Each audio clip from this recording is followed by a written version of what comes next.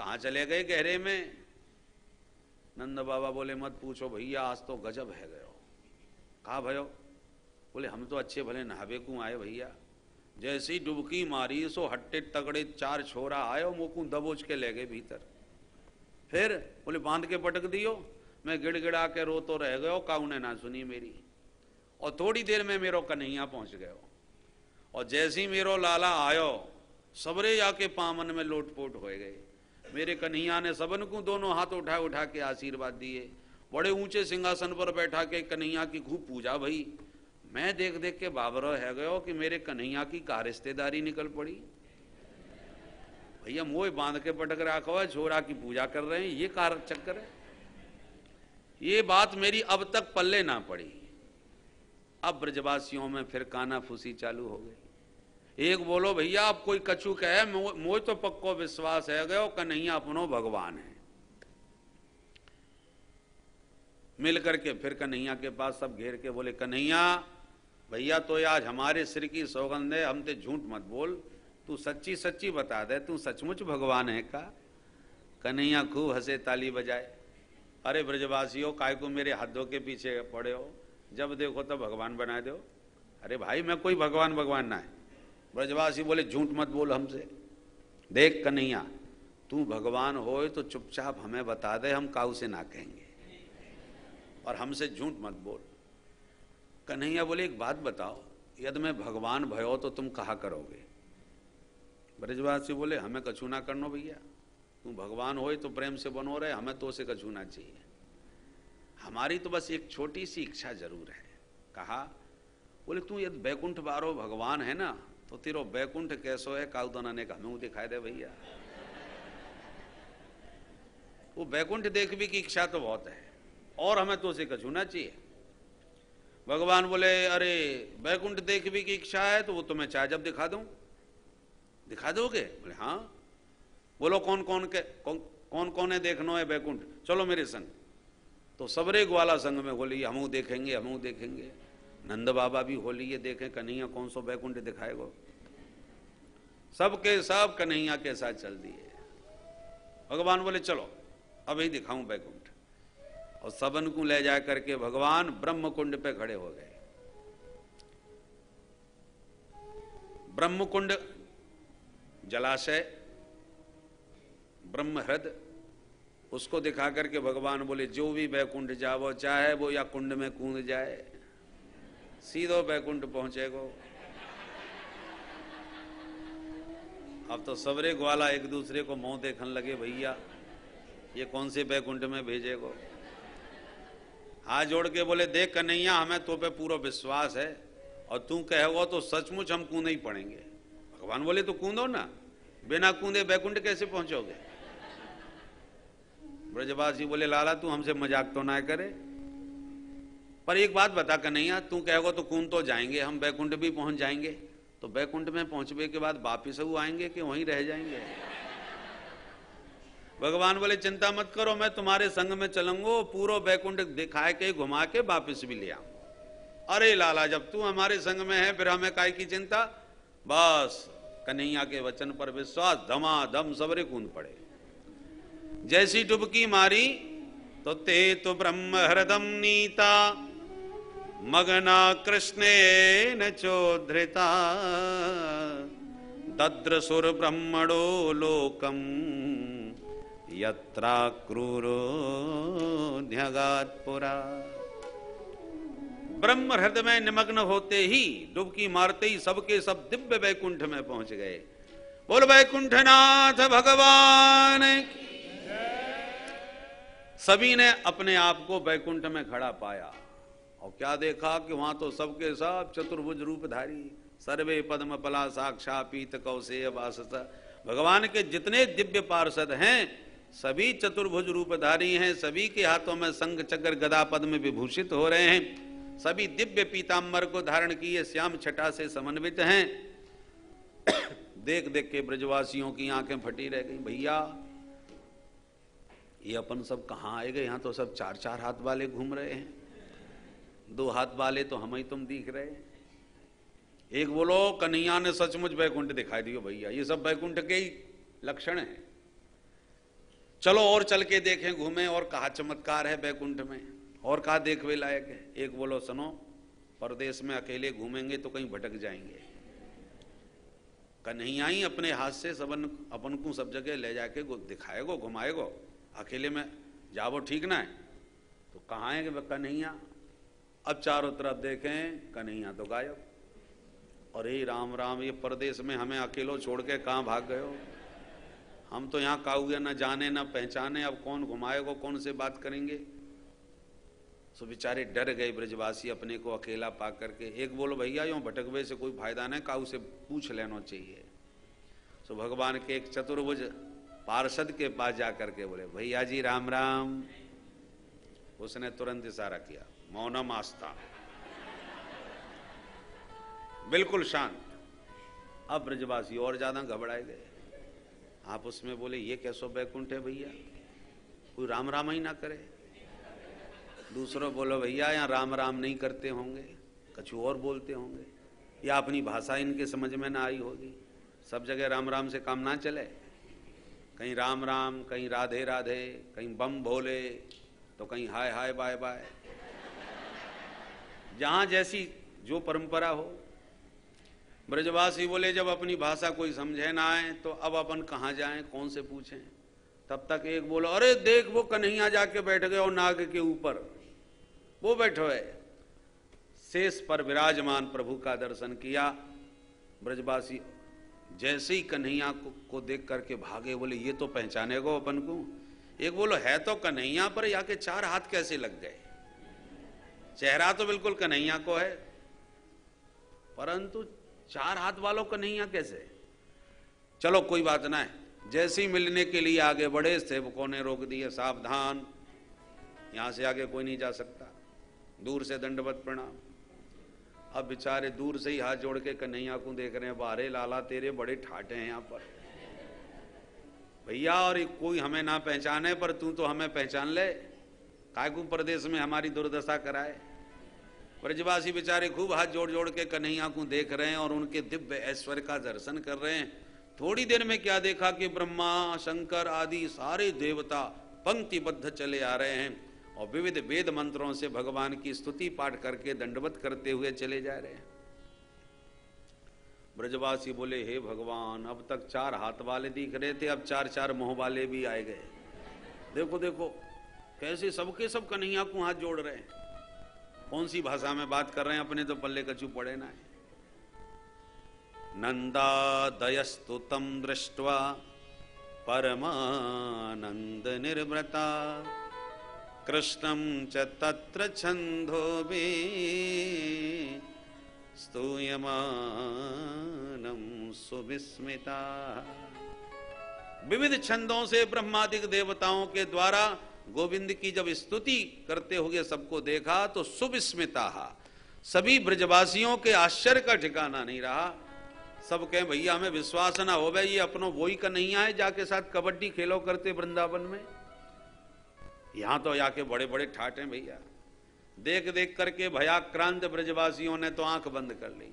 भैया कन्हैया खूब दिखा दियो तेने बैकुंठ, अब जल्दी से जल्दी फटाफट हमें वृंदावन वापस बुलाए ले। जैसी डर के मारे कन्हैया को याद किया तो जिस कुंड में डुबकी मारी थी उसी कुंड से एकदम उछल के सब बाहर निकले। बाहर निकल के देखा तो कन्हैया हाथ में बंसी लिए मंद मंद मुस्कुरा रहे हैं। बोल बंसी वारे की। दौड़ के सब कन्हैया से लिपट गए। भैया लाला तेने गजब कर दियो, सचमुच बैकुंठ घुमाई दिए। भगवान बोले बताओ कैसो लगो बैकुंठ? अरे कन्हैया मत पूछे भैया, जिंदगी में पहली बार चार हाथ वाले चार मुंह वाले देखे को मिले, बहुत ही गजब को बैकुंठ है तेरो। भगवान बोले आनंद आयो कि ना है? ब्रजवासी बोले लाला रे तो सच्ची सच्ची बताएं। हाँ सच्ची बोलो। तो कन्हैया भैया बुरो मत मानियो, सच्ची बात तो यो है कि आनंद तो नेकू ना आयो, नेक भी आनंद ना आयो। क्यों भैया तुम्हें बैकुंठ में आनंद ना आयो? का कमी है बैकुंठ में? ब्रजवासी बोले सबसे बड़ी कमी है कि को काऊ से राम राम ना करे। एक से राम राम करी तो बोला चुप, फिर हमने काऊ से बात ही ना करी। हमने सोची शायद हमारी भाषा ही नहीं समझ पा रहे होंगे। फिर हमने सोची कि चलो भाषा कोई ना समझे पर तू तो हमें समझेगो। सो तेरे तो बड़े ठाट हैं भैया, वहां पे इतने ऊंचे नाग पे जाकर के बैठ गए हो। हमने तो वृंदावन में 100 फन वाले के ऊपर खड़ो देखो, वहां तो 1000 फन वाले के ऊपर तो तुम बैठो देखो। और तेरे पास जावे की बहुतेरी कोशिश करी पर काऊ ने हमें वहां तक पहुंचन ना दी और दूर ही रोक दिए हमें। सो हमें तो बहुत बुरा लगा कि हमारे कन्हैया के पास तक हमें ना जान दे रहे। हमें भैया कन्हैया बात तेरे बैकुंठ से अपनो वृंदावन लाख गुनो बढ़िया लगो। नित्य तेरे साथ कबड्डी खेलें या वृंदावन में, तेरे साथ कुश्ती लड़ें, तेरे साथ भोजन पावें, तेरे साथ गैया चरावें, तो जो खाएवे खेलेवे को मिलेवे जुलवे को जो सुख या ब्रज में मिले वो बैकुंठ में कहाँ धरो भैया। तो तेरे बैकुंठ के तो हम दूर से ही हाथ जोड़े, हमें ना चाहिए। बोल वृंदावन बिहारी लाल की। बैकुंठ में भगवान अनंत कोट ब्रह्मांड नायक अधीश्वर बन के विराजमान हैं। वहां उनके निराले ठाट हैं, बड़े दुर्लभ हैं भगवान वहां पर। और ब्रज में तो भगवान ने गजब कर दिया। परमात्मा का जो सरलीकरण ब्रज में हुआ है वो अन्यत्र कहीं नहीं। बैकुंठ में तो शेष महेश गणेश दिनेश सुरेश हुजाहे निरंतर ध्यावें। और वृंदावन में ताह अहीर की छोहरियां छछियां बर छाछ पे नाच नचावें। बैकुंठ में बैठे जहां समस्त जीवों को कर्मानुसार नचाते रहते हैं और ब्रज में आकर के स्वयं ग्वालिनियों की छाछ पर नाचने लग जाते हैं। बोल वृंदावन बिहारी लाल। ऐसा ये, इसलिए बैकुंठ से भी अधिक ब्रज की महिमा ब्रजवासियों ने गाई है। गोपियों ने कहा ना, जयति तेधिकम जन्मना ब्रज। ब्रज की महिमा बहुत विशिष्ट है। आइए वृंदावन का एक बार स्मरण करके फिर भगवान की महारास लीला में प्रवेश पाते हैं।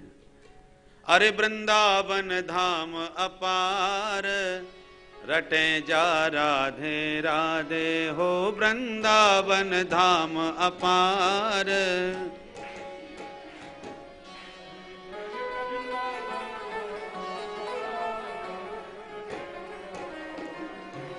श्री वृंदावन धाम अपार भजे जा राधे राधे।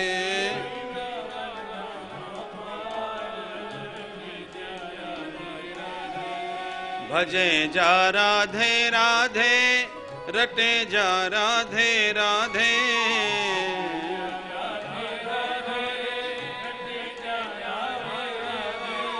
भजे जा राधे राधे रटे जा राधे राधे।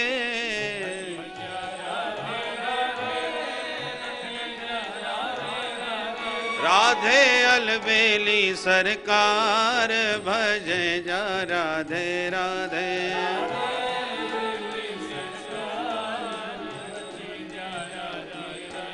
हो वृंदावन धाम अपार भजे जा राधे राधे।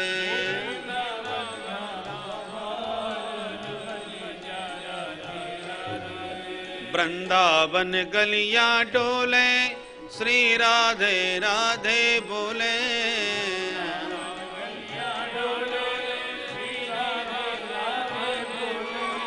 वृंदावन गलियां डोले श्री राधे राधे बोले।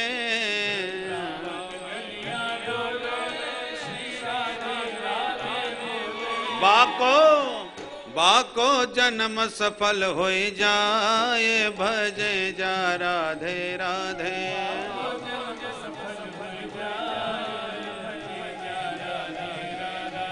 वृंदावन धाम अपार भजे जा राधे राधे। श्री राधे।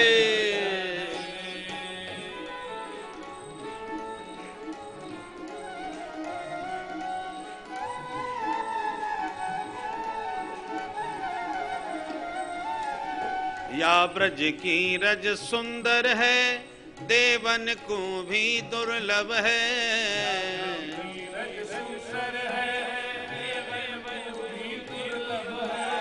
या ब्रज की रज सुंदर है देवन को भी दुर्लभ है।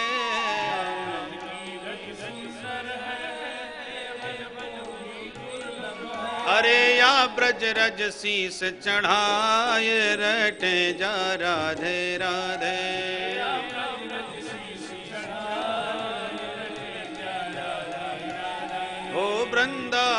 धाम अपार भजे जा राधे राधे।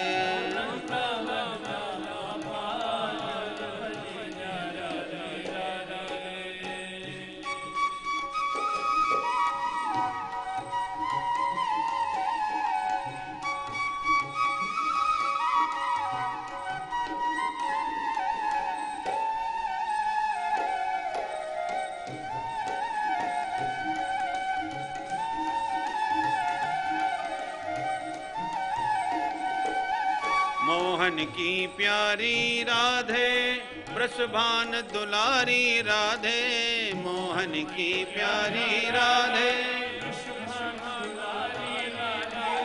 मोहन की प्यारी राधे वृषभान दुलारी राधे।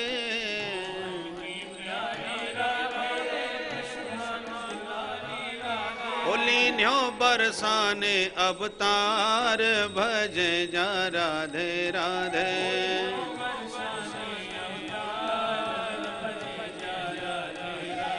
ओ वृंदावन धाम अपार रटे जा राधे राधे।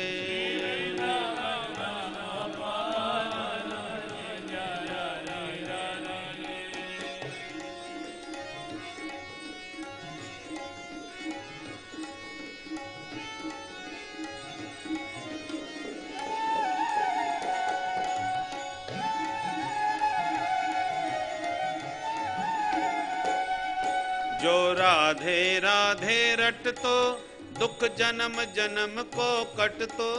जो राधे राधे रट तो जय राधे राधे राधे जय जय जय श्री राधे राधे राधे श्री राधे राधे राधे जय जय जय श्री राधे।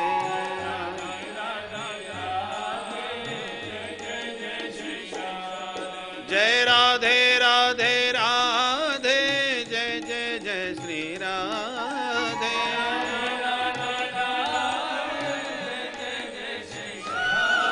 श्री राधे राधे राधे बरसाने वाली राधे।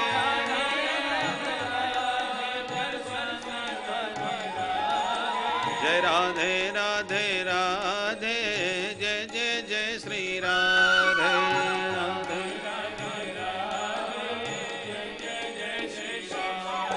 जय राधे राधे राधे बरसाने वाली राधे।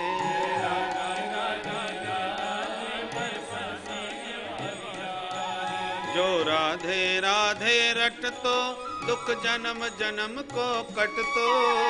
राधे राधे ओ तेरो तेरो बेड़ो है जाए पार रटे जा राधे राधे।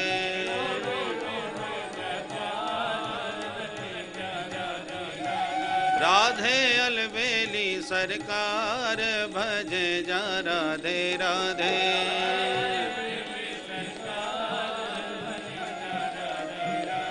ओ वृंदावन धाम अपार भजे जा राधे राधे।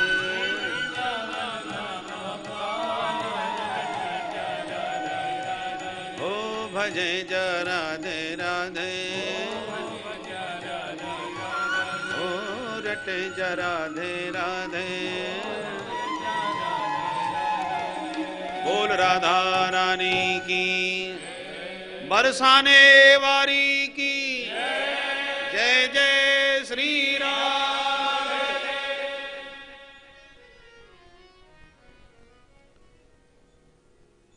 भगवान पिता रात्रि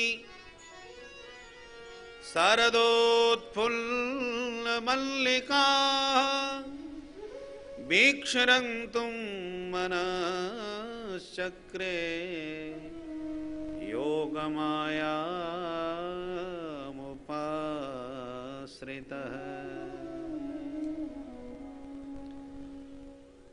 ताह रात्रि वीक्ष्य भगवान अपि रंतुम मनश्चक्रे। परम सुंदर मनोहर शरद पूर्णिमा की रात आ गई। शरद पूर्णिमा की रात्रि में चारों तरफ दिव्य विविध सुगंधित पुष्पों की सुगंध से पूरा ब्रज प्रदेश सुवासित हो रहा था, सुगंधित हो रहा था। चांदनी चारों ओर छिटक रही थी। ऐसी दिव्य उस बेला का दर्शन करके आज गोविंद के मन में भी गोपियों के साथ रमण करने का मनोरथ प्रकट हुआ। रंतुम मनश्चक्रे,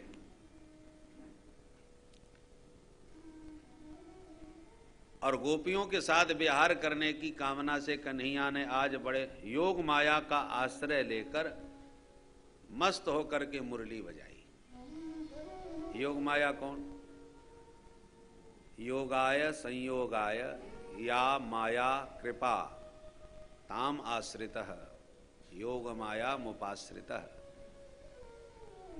योग माने मिलन, वियोग माने विछोह। तो भगवत विमुख जीवों को जो भगवान के सन्मुख ला करके प्रभु से उनका संयोग कराती है, उस भगवान की कृपा शक्ति का नाम है योग माया। योग माया मुपाश्रितः के आचार्यों ने बड़े अद्भुत अद्भुत अनेक अर्थ किए। धर्म सम्राट श्री स्वामी कृपात्री जी महाराज का एक ग्रंथ है भक्ति सुधा, उसमें रास पंचाध्यायी प्रकरण है। उसमें योग माया मुपाश्रित इस प्रथम श्लोक की इस व्याख्या में ही लगभग 125 पृष्ठों में इसी की व्याख्या बड़े अद्भुत शब्दों में दी है। 125 पृष्ठ लगभग होंगे जिसमें अद्भुत व्याख्याएं दी हैं। एक तो भगवान की माया शक्ति है, अघटित घटना पटीयसी, असंभव को संभव कर देने वाली भगवान की माया शक्ति, वो भी योग माया है। और यहां पर रास विहार में जो योग माया है, देखिए पूरी भागवत में राधा जी का नाम तो सुखदेव जी ने स्पष्ट लिया नहीं। उसके मूल में कारण है कि राधा रानी के बहुत ही लाडले सुख जो गोलोक धाम में जिनके साथ किशोरी जी खूब क्रीड़ा करती हैं, उनके साथ मनोरंजन करती हैं, उनका लाडला पालतू सुख था। जब राधा रानी अपने प्रियतम के साथ धरती पर प्रकट होने के लिए लीला हेतु पधारी तो तोताराम जी भी चले आए पीछे पीछे। किशोरी जी ने कहा तुम जाके क्या करोगे वहां? बोले आप क्या करोगे? बोले हम मधुर मधुर लीला करके भक्तों का मन हरण करेंगे ताकि उनका वो हमारा चिंतन करें, भजन करें, उनका भवाटिवी से उद्धार हो, इसलिए जा रहे हैं। और तुम क्या काय के लिए जा रहे हो? बोले माँ आप सुंदर सुंदर मधुर लीला करो, मैं आपकी लीलाओं का वर्णन करके भक्तों का चित्त आपके चरणों में लगाऊंगा। तो वही सुखदेव बन करके प्रकट भय। कौशिकी संहिता में उसका विस्तार से वर्णन आता है। तो इतने अनुरागी हैं राधा नाम के श्री सुखदेव जी कि राधे नामोच्चारण मात्र से उनकी 6 महीने की समाधि लग जाती है। इतने डूब जाते हैं उस रस में, उस आनंद में। तो वक्ता वर्णन करते समय जब उसे ये लगे कि हम यहाँ डूब सकते हैं तो उसको फिर वो अपना भाव संवरण करके आगे से खिसकता है। उसी प्रकार सुखदेव जी को लगा कि राधा नाम में हम डूब जाएंगे। और भागवत हम परीक्षित को सुना रहे हैं जो बेचारे 7 दिन के मेहमान हैं, और राधे नाम कहते ही कहीं हम डूब गए तो 7 दिन के परीक्षित का कल्याण कैसे होगा? फिर इसे कथा कौन सुनाएगा? इसलिए सुखदेव जी राधा शब्द कहते में बहुत सावधानी बरतते हैं। पर बिना राधा रानी के कन्हैया की कथा पूरी कैसे होगी? इसलिए चर्चा तो की है पर राधा नाम लेकर के चर्चा नहीं करी, अन्य नामों से, अन्य शब्दों से, अन्य भावों से उसकी चर्चा की है। तो यहां पर राधा रानी का आश्रय लेकर के ही कन्हैया का रास हो सकता है, पर राधा नाम न लेकर के योग माया मुपाश्रित, योग माया का आश्रय लिया। तो योग माया और कोई नहीं, राधा रानी ही है। राधा रानी योग माया कैसे हो गई? बोले योगाय संयोगाय या माया कृपा, भगवत विमुख जीवों को जो भगवान के साथ जोड़ करके संयोग करा करके अपनी कृपा के बल पर जो गोविंद से मिला देती हैं, वो भगवती आह्लादनी शक्ति भगवान की है योग माया। माया कृपायाम दंभे च, माया शब्द का अर्थ कृपा भी होता है। तो योग माया का मतलब है भगवान से संयुक्त कराने वाली भगवान की कृपा शक्ति, वो भगवती वृषभानु नंदिनी राधा रानी है। तो रासेश्वरी का, राधा रानी का स्मरण करके आज माधव ने अपने समस्त रसिकों का आह्वान करने के लिए मस्त मुरली बजाई, बंसी बजाई। ऐसी मस्त बंसी की तान छेड़ी कि बंसी की तान जिस गोपी के कान पड़ी वही समस्त भान भुला करके दौड़ पड़ी। जो जहां जिस अवस्था में जैसी बैठी थी वैसी उठ धाई, किसी को भी देह गेह का भान नहीं रह गया बंसी की तान सुनकर। बाज रही मुरली मोहन की, बाज रही मुरली, बाज रही मुरली मोहन की,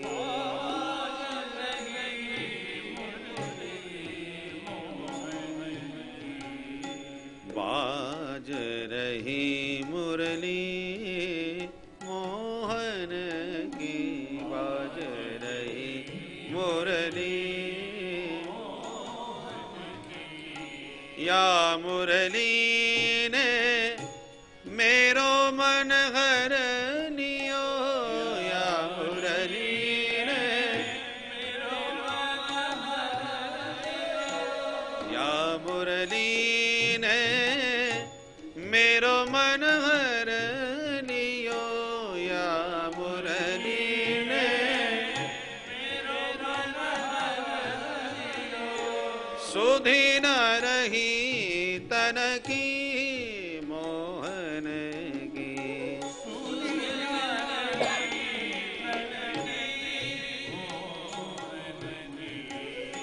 बाज रही मुरली मोहन की,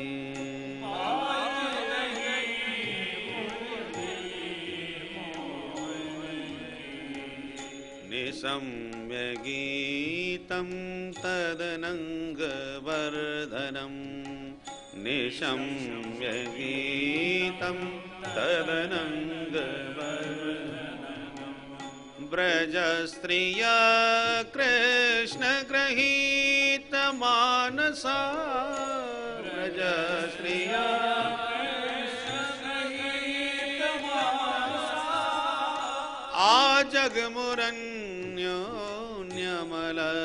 आजगमुरन्योन्यमलक्षितोद्यमा, आजगमुरन्योन्यमलक्षितोद्यमा,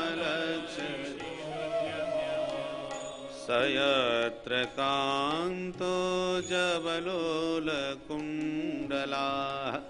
सयत्र कान्तो जबलोलकुण्डलाः,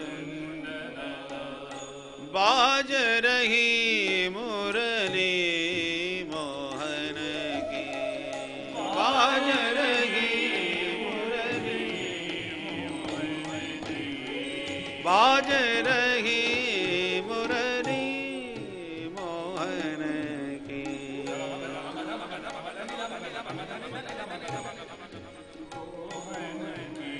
मुरली मोहन की, मोहन के। निशम्य गीतम, कन्हैया ने ऐसा दिव्य गीत बंसी में गाया। बंसी में गीत कौन सा गाया भाई, कुछ तो गाया ही होगा, पर ये रहस्य ही रहा। बंसी बजाई ये तो सबने कहा, पर बंसी में बजाया क्या ये कोई नहीं जान सका। सुखदेव बाबा तो कहते हैं जगऊ कलम बाम दृशाम मनोहरम, कन्हैया ने बंसी में क्लीम बीज छोड़ा। कन्हैया का बीज मंत्र ही क्लीम। तो जगऊ कलम, कलम शब्द का प्रयोग किया, बोले क्लीम बीज। पर ये रहस्य ही रहा, कौन सा राग गाया, क्या बोल थे, क्या स्वर थे, कोई नहीं समझ पाया। तो फिर बंसी ने ही आके समझाया। रसिकों की भक्तों की मान्यता है कि वही गोविंद की मधुर बंसी वृंदावन धाम में, ब्रज में हरिवंश महाप्रभु के रूप में प्रकट हुई। कलयुग में ये रसिक जन आए भगवान का रहस्योद्घाटन करने के लिए। तो गोविंद की ललिता सखी जो थे वो तो हरिदास महाप्रभु बन करके, ललिता सखी के अवतार हरिदास महाप्रभु, जिन्होंने अपने स्वर संगीत से श्री बांके बिहारी जी को प्रकट किया, और बैजू बाबरा और तानसेन जिसे जैसे उनके चेला थे संगीत के सम्राट।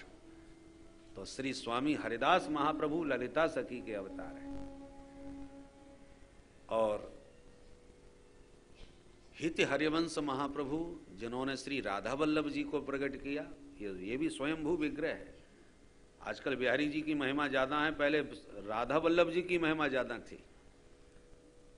तो ठाकुर जी के भी स्वरूप कभी कोई प्रभावशाली हो जाता, कभी कोई प्रभावशाली हो जाता। तो उस समय राधा वल्लभ जी की बड़ी महिमा, राधा वल्लभ दर्शन दुर्लभ।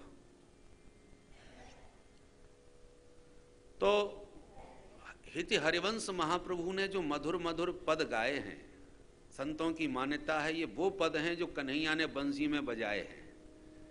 और बंसी में क्या बजाया उस समय तो लोगों की समझ ना आया, तो बंसी ही फिर हरिवंश बन करके प्रकट हो करके उन भावों को प्रकट करने के लिए, उन पदों के द्वारा गोविंद के भावों को उन्होंने गा गा के प्रकट किया है। ऐसा वृंदावन के रसिकों की मान्यता है। तो निशम्य गीतम तदनंग वर्धनम, गोविंद के उस मधुर बंसी का स्वर सुन करके सभी गोपियां प्रेम में एकदम बावरी हो गई। कृष्ण गृहीत मानसा, बंसी के स्वर के साथ ही माधव ने गोपियों का मन हर लिया, चुरा लिया मन गया माधव के पास। फिर तन जिसका जहां जिस अवस्था में था वैसा चल दिया, चुंबक की तरह। आजगमुह, सुखदेव जी ने जो आजगमुह क्रिया का प्रयोग किया, इससे सिद्ध होता है कि सुखदेव जी वर्णन नहीं कर रहे, अपितु रास मंडल में बैठ करके दर्शन भी कर रहे हैं। आजगमुह का अर्थ होगा आ गई। सभी गोपियां बंसी की तान सुन करके दौड़ी दौड़ी आ गई। यदि सिर्फ वर्णन कर रहे होते तो कहते कन्हैया ने बंसी बजाई, गोपियां दौड़ी दौड़ी उनके पास चली गईं। परोक्ष क्रिया का प्रयोग करते कि भगवान ने वहां बंसी बजाई, गोपियां वहां चली गईं। पर वहां चली गईं ऐसा नहीं, आ गईं। इसका मतलब रास मंडल में बैठ करके आंखों देखा हाल वर्णन कर रहे हैं। कन्हैया की बंसी पर सब गोपियां दौड़ी दौड़ी चली आ रही हैं। कैसे चली आ रही हैं? अन्यो नमलक्षितोद्यमा, कोई किसी को ना देखती है ना कोई किसी की सुनती है, अपनी मस्ती में चली, अपनी धुन में चली आ रही। माताओं का स्वभाव होता है जब कहीं जाती है ना तो प्राय कोशिश करती हैं 4-5 इकट्ठी होके चले। तू भी जल्दी तैयार हो जा, जल्दी से कपड़ा पहन ले, मैं खड़ी हूं। तो जब तक 2-4 इकट्ठी ना हो जाए तब तक उनका घूमने फिरने में ज्यादा आनंद नहीं आता। परंतु आज मामला उल्टा है। और बार गोपियां पानी भरने पनघट में जा रही हैं तो झुंड होके जाती थी, इकट्ठी होके जाती थी। परंतु आज कोई गोपी आवाज भी लगाती है, सखी रुक रुक मैं भी चल रही हूं। बोले तू आती रही हो। किसी को फुर्सत नहीं किसी की प्रतीक्षा करने की। अरे प्रतीक्षा करना दूर, किसी को देखने की फुर्सत नहीं। अन्यो नमलक्षितोद्यमा, कोई किसी की ना सुनती है ना कोई किसी को देखती है, सब दौड़ी दौड़ी चली आ रही हैं। कहां चली आ रही हैं? सयत्र कांतः, जहां उनके कांत नितांत एकांत में शांत घड़े मधुर मधुर मुरली बजा रहे हैं, ऐसे अपने कांत के पास, अपने प्रियतम के पास दौड़ी भागी चली आ रही है। कांत का मतलब प्रियतम, प्रेमास्पद। परंतु यहां श्री कृष्ण के अर्थ में कांत का प्रयोग कम सुखम तस्य अंतः पराकाष्ठा, जो सुख की पराकाष्ठा माने सर्वोत्कृष्ट जो सुख है, जो आनंद सिंधु सुख राशि हैं, जो आनंद के महासमुद्र हैं। तो जैसे सरिताएं चारों तरफ से उमड़ घुमड़ करके सागर में समाने के लिए प्रवाहित रहती हैं, ऐसी समस्त ब्रज गोपियों का प्रेम प्रवाह आनंद सिंधु में समाने के लिए प्रवाहित होती चली जा रही हैं, दौड़ी भागी चली जा रही हैं। आ जगमुरण्यो नमलक्षितोद्यमा सयत्र कांतो जबलोल कुंडला। उनके कुंडल हिल रहे हैं, अपूर्व उनकी शोभा हो रही है। ये गोपियां कोई साधारण स्त्रियां नहीं है। गर्ग संहिता के गोलोक खंड में देखें, गोपियों के कितने प्रकार के भेद गर्गाचार्य जी ने वर्णन किए हैं। ये साधारण स्त्रियां नहीं, सब दिव्यात्मा है। वर्णन किया है, श्रुति रूपा, ऋषि रूपा, साधन सिद्धा, कृपा सिद्धा, नित्य सिद्धा, गोलोक वासिनी, दंडकारण्य के संत, मिथिलापुर की नारियां, यज्ञ सीता, ये सब ब्रज की गोपियां बन करके अवतरित भई हैं। और रास रस का रसास्वादन कराने के लिए आज भगवान बंसी बजा करके उन समस्त रसिकों का आह्वान कर रहे हैं, सबको खींच रहे हैं, बुला रहे हैं। और बंसी 2 बार बजी, कल भी बजी थी, परंतु वो बंसी कैसी थी? सर्वभूत मनोहरम। सुखदेव जी ने वर्णन किया, समस्त मानवों के, समस्त जीवों के मन को हरने वाली थी। प्राणी मात्र को सुनाई पड़ी और सभी का चित्त चुराया उस बंसी ने। पर आज बंसी सर्वभूत मनोहरम नहीं है, तो जगौ कलम बाम दृशाम मनोहरम, सिर्फ बाम दृशाम मनोहरम। आज की बंसी केवल ब्रज वनिताओं को ही सुनाई पड़ती है, सभी को नहीं। और ब्रज वनिताओं में भी उनको सुनाई पड़ती है जिनका चीर हरण गोविंद कर चुके हैं, जिनको रास का अधिकार प्रदान कर चुके हैं, उन्हीं को बंसी सुनाई पड़ी। बोलो राधे राधे। रास की पात्रता सबको नहीं है। सास बहू बैठी बातें कर रही हैं, बहू को बंसी सुनाई पड़ रही है, सास के पल्ले कुछ नहीं पड़ रही, क्योंकि बंसी के रूप में भी तो वैष्णवाचार्य भगवान शंकर हैं। वैष्णवानाम यथा शंभु, भगवान शंभु वैष्णवों में श्रेष्ठ हैं, और वो बंसी बन के सेवार्थ आए हैं, तो आचार्य हैं। तो भगवान उनको निर्देश दे रहे हैं कि मेरा दिव्य स्वर उन्हीं के कान में फूंको जो इनको मैं रास की पात्रता प्रदान कर चुका हूं, उन्हीं को बुला के लाओ मेरे पास, आह्वान करा रहे। तो बंसी उन्हीं के कान में जाकर के प्रत्येक गोपी को स्वर में ऐसा सुनाई पड़ता है जैसे हमारा नाम लेके हमें बुलाया जा रहा है, हमारा आह्वान कर रहे हैं कन्हैया, और इसलिए उन्मत्त होकर के भाग रही है। चीरहरण का महाराष्ट्र से बड़ा गहरा संबंध है। जो 22वें अध्याय में चीरहरण का प्रसंग है, तो सुखदेव जी ने कहा हेमंत ऋतु के प्रथम मास में, माने अगहन, मार्गशीर्ष मास, कितनी भयंकर सर्दी होती है। उस समय गोपियां ब्रह्म मुहूर्त में जाती हैं, जमुना नहाती हैं और कात्यायनी माँ की अर्चना करती हैं, कात्यायनी माँ से प्रार्थना करती हैं, मंत्र पढ़ती हैं। कात्यायनी महामाये महायोगिन्यधीश्वरी नंद गोप सुतम देपी पतिम मे कुरुते नमः इति मंत्रम जपन्त्यस्त्या पूजाम चक्रुः कुमारिका। इस मंत्र से समस्त कन्याएं पूजा करती हैं श्री कृष्ण को पति रूप में पाने के लिए। तो भगवान एक दिन गए, परंतु सभी गोपियां वस्त्र त्याग करके यमुना स्नान करती थीं, फिर वस्त्र धारण करके पूजा करती थीं। तो एक दिन भगवान गतस्तत्कर्म सिद्धये, उनका मनोरथ सिद्ध करने के लिए चले गए, उनका चीर चुरा के कदम पर चढ़ गए। गोपियों ने जब स्नानोपरांत तट देखा तो चीर गायब। अब चारों तरफ देखने लगी, हे भगवान कोई बंदर तो नहीं ले गया। चारों तरफ दृष्टि डाली तो बंदर तो कोई नहीं मिला। वानराणाम धीसम, ऊपर बैठे हैं चीर चुराए। गोपियों ने प्रार्थना करी, कन्हैया तुमने हमारे चीर क्यों चुरा लिए? बहुत तंग करते हो, ज्यादा परेशान करोगे तुम्हारी शिकायत कर देंगे हम। भगवान बोले तो पहले शिकायत करे आओ, फिर हम से बात करो। गोपियां बोली नहीं नहीं, हमें किसी से कोई शिकायत नहीं करनी, आप कृपा करके हमारे वस्त्र दो। अनुनय विनय करने लगी। श्याम सुंदर ते दास्य करवाम तबोदितम देहि वासांसि धर्मज्ञ नोचेद रागे ब्रुवामहे। हे श्याम सुंदर, हम तुम्हारी दासी हैं, आप धर्मात्मा हो, धर्मज्ञ हो, हमारे वस्त्रों को जल्दी दो, नहीं तो सचमुच हम शिकायत कर देंगे। भगवान बोले एक बात बताओ, एक तरफ तो कहते हो हम तुम्हारी दासी हैं और दूसरी तरफ हमारी शिकायत कर रही हो। हमको स्वामी कहती हो और हमको धौंस भी देती हो।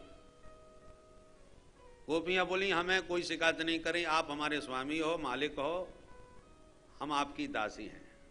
भगवान बोले दासी का मतलब समझते हो? स्वामी की आज्ञा मानने वाली।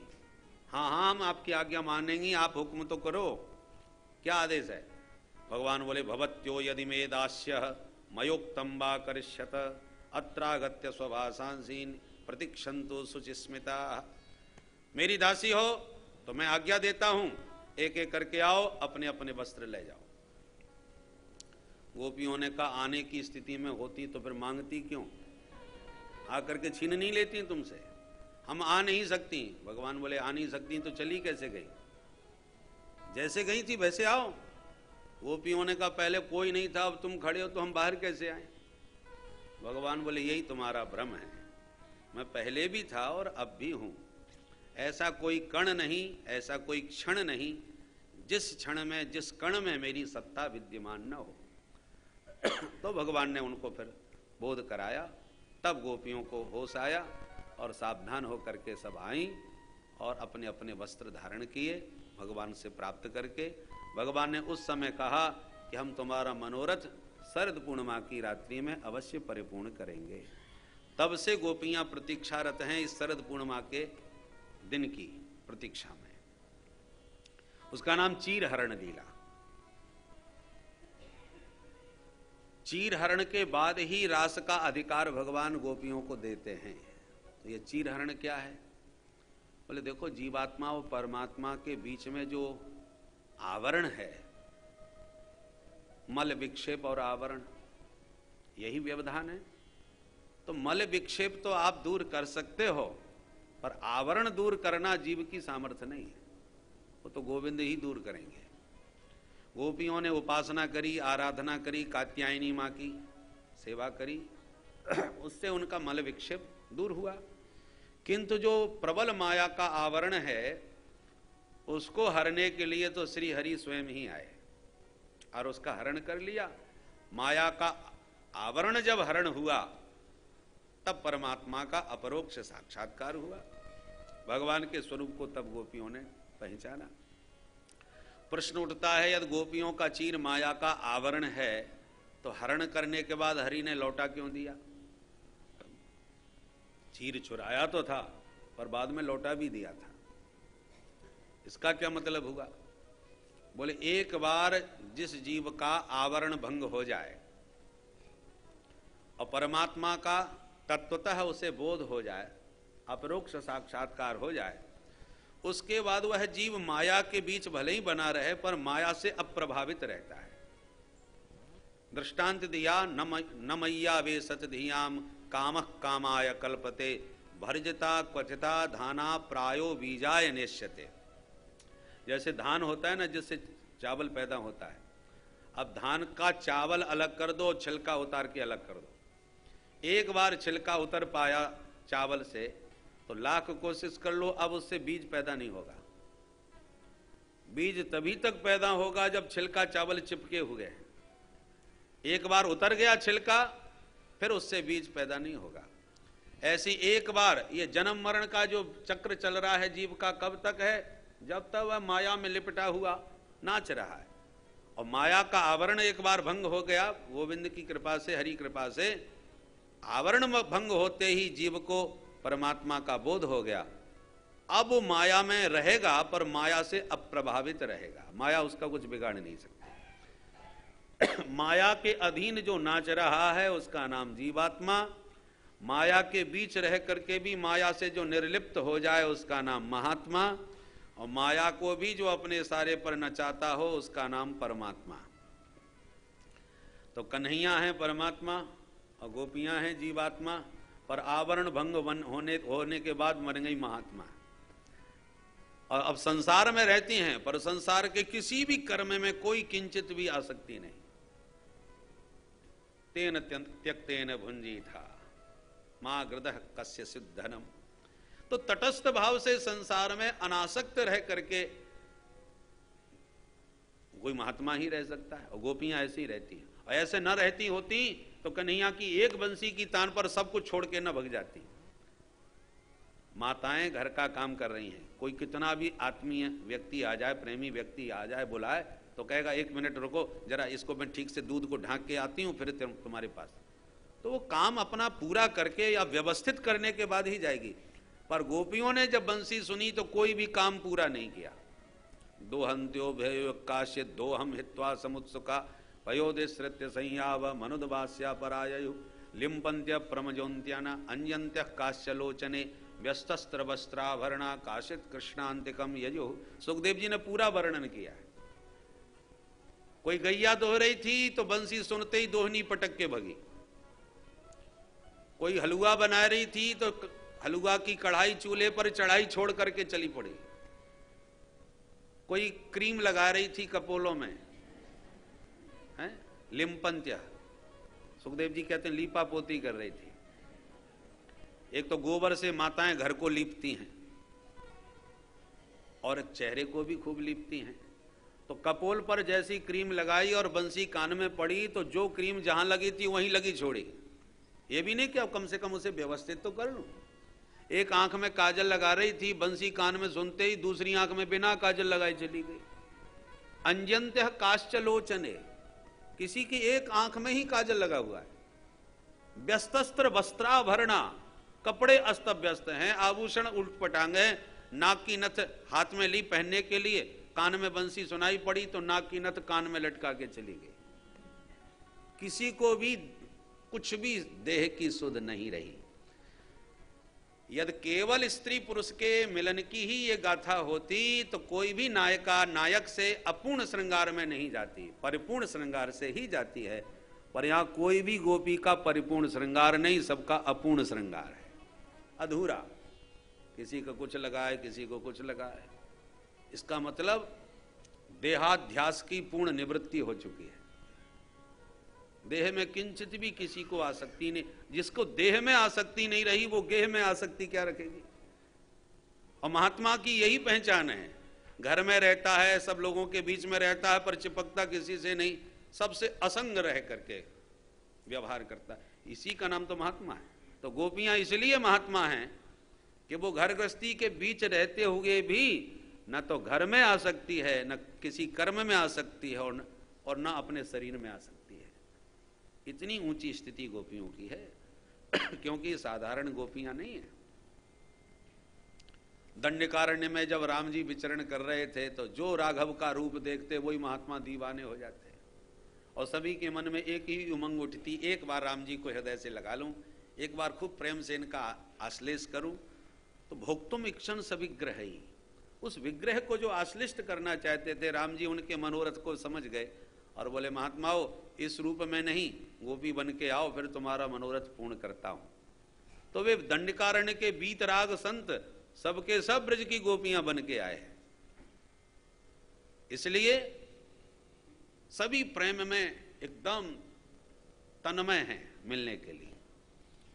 तो आवरण भंग हुआ सब प्रकार से, तब रास का अधिकार मिला, कोई भी आवरण शेष नहीं रह गया।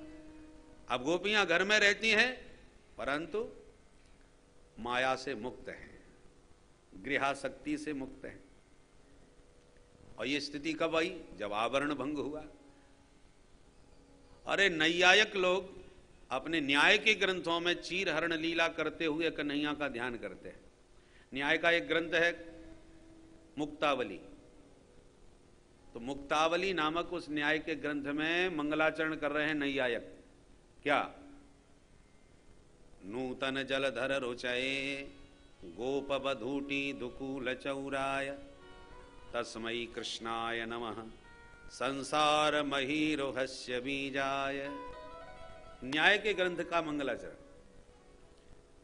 कहते हैं नूतन जलधर रुचये, नवीन जलधर के समान, मेघमंडलों के समान जिनकी श्रीअंग की श्याम छटा है, ऐसे जो श्री कृष्ण हैं।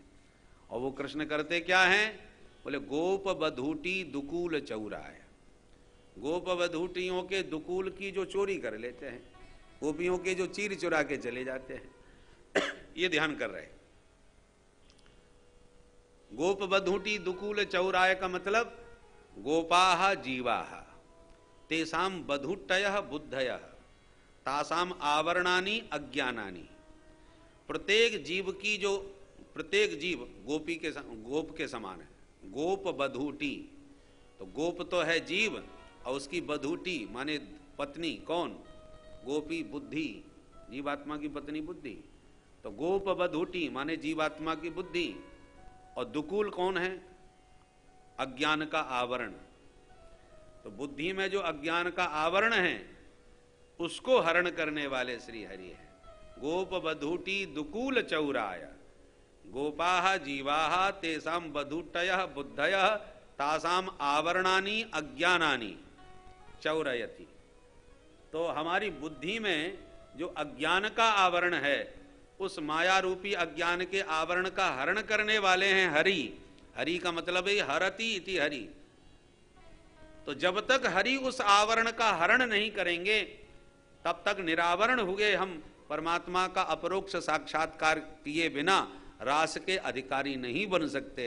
इसलिए चीर हरण करने के बाद जैसे बीज नष्ट हो जाता है एक बार धान का छिलका उतर जाने के बाद, ऐसे ही एक बार आवरण भंग होने के बाद फिर संसार की वासना का बीज नष्ट हो जाता है और तभी वह साधक रास का अधिकार पाता है।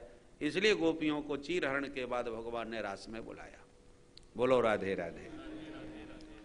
बहुत ऊंची रासलीला के ऊपर आचार्यों ने बड़ा अद्भुत चिंतन किया है।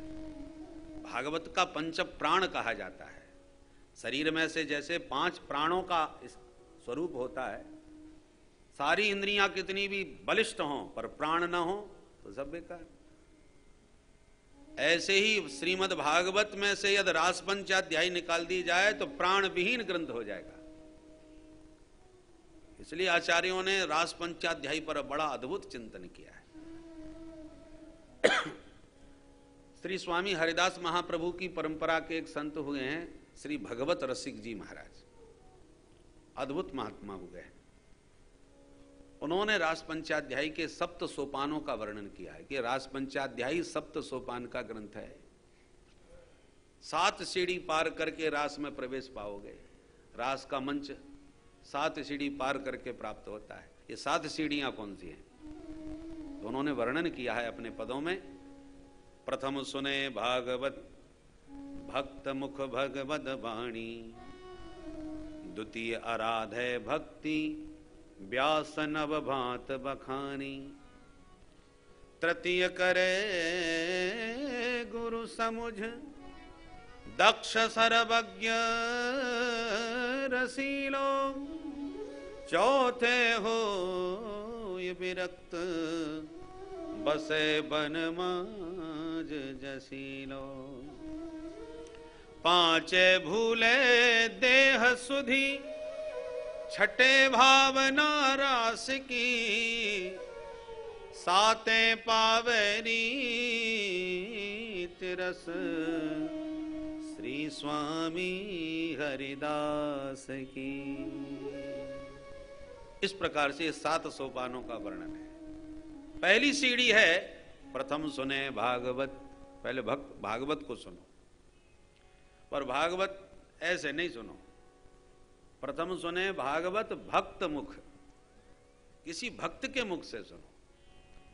जो भागवत में जिसका जीवन हो, भागवत में जिसका संपूर्ण चिंतन हो, ऐसे किसी रसिक भक्त के मुख से भागवत का श्रवण करना, ये रासलीला की ओर बढ़ने की पहली सीढ़ी है। फिर दूसरी सीढ़ी पर जाओ, वो क्या है? द्वितीय आराध है भक्ति। फिर भक्ति की आराधना करें। भक्ति क्या है? व्यास नव भांत बखानी। व्यास जी ने नवदा भक्ति का वर्णन भागवत में किया है। श्रवणम कीर्तनम विष्णु, उसका आचरण करें, भक्ति की आराधना करें। उसके बाद तीसरी सीढ़ी पर जाए। तीसरी सीढ़ी क्या है? तृतीय करे गुरु समुझ। तृतीय सीढ़ी यह है कि किसी बहुत कुशल सदगुरु का वर्ण करो। पर एक शब्द प्रयोग किया, तृतीय करे गुरु समुझ, समझ करके गुरु बनाए। केवल कान फुकाने की औपचारिकता मात्र न करें, बहुत समझ करके। गुरु कैसा हो? दक्ष सर्वज्ञ रसीलो, शास्त्रज्ञ भी हो, परम कुशल भी हो, और रस में सदा डूबा रहता हो। रसीलो, रसो वही सह, उस रसस्वरूप परमात्मा के रस में निरंतर निमग्न रहने वाला रसिक सदगुरु हो। उसके बाद चौथी सीढ़ी में जाए। चौथी सीढ़ी क्या है? चौथे हो ये विरक्त। चौथी सीढ़ी यह है कि एकदम संसार से विरक्त हो जाए और बसे बन माज जसीलो, किसी एकांत वन में जाकर के, नितांत एकांत में, संसार से, प्रपंच से सर्वथा विरक्त होकर के बस जाए, प्रपंच से दूर।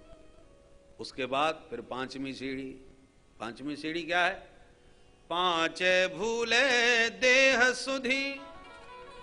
अभी जगत प्रपंच छोड़ा, अब शरीर की आसक्ति को भी त्याग दे, देहाध्यास की निवृत्ति हो जाए, शरीर का भान ही ना रह जाए कि हम कहां हैं, क्या हैं। जब देहाध्यास छूट जाएगा तो छठे भावना रास की, छठवीं सीढ़ी में जाकर के रास की पृष्ठभूमि तैयार हो जाएगी।